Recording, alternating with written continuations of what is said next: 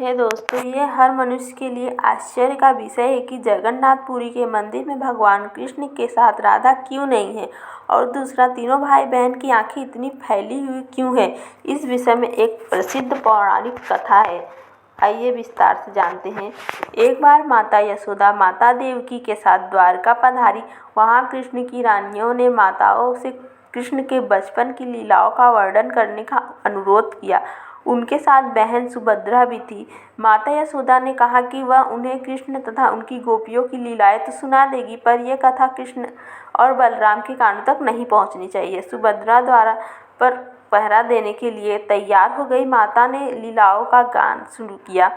भगवान की लीला का रसपान करने में सब अपनी सुध-बुध खो बैठे। सुभद्रा को भी पता नहीं चला कि कब भगवान श्री कृष्ण बलराम वहां आ गए और उनके साथ ही कथा का आनंद लेने लगे।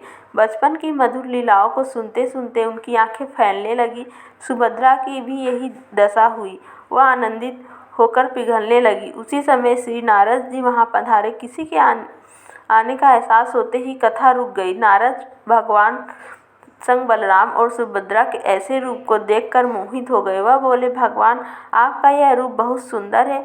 आप इस रूप में सामान्य जन को भी दर्शन दें। तब भगवान कृष्ण ने कहा कि कलयुग में इस रूप में अवतरित होंगे। जगन्नाथपुरी में भगवान का यही विग्रह मौजूद है, जिसमें वह अपने भाई बलराम, बहन सुभद्रा के साथ है। परंतु यह विग्रह भी आधा अधूरा सा है। क्यों है?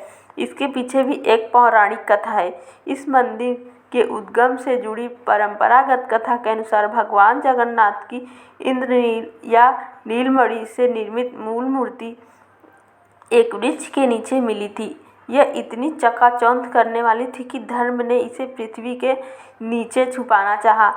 मालवा नरेश इंद्रद्युम्न को स्वप्न में यही मूर्ति दिखाई दी थी। तब उसने कड़ी तपस्या की और तब भगवान कृष्ण विष्णु ने उसे बताया कि वह पुरी के समुद्र तट पर जाए और उसे एक दारू यानी कि लकड़ी का लट्ठा मिलेगा। उसी लकड़ी से वह मूर्ति का निर्माण कराए। राजा ने ऐसा ही किया और उसे लकड़ी का लट्ठा मिल भी गया। उसके बाद राजा को विष्णु और विश्वकर्मा बढ़ई कारीगर और मूर्तिकार के रूप में उसके सामने उपस्थित हुए, किंतु उन्होंने यह शर्त रखी कि वे 1 माह में मूर्ति तैयार कर देंगे, परंतु तब तक वह एक कमरे में बंद रहेंगे और राजा या कोई भी उस कमरे के अंदर नहीं आए।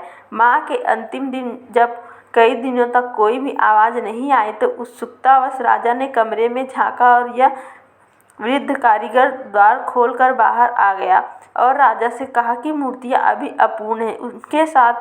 उनके हाथ अभी नहीं बने थे। राजा के अफसोस करने पर मूर्तिकार ने बताया कि यह सब देववश हुआ और यह मूर्तियां ऐसे ही स्थापित होकर पूजी जाएंगी।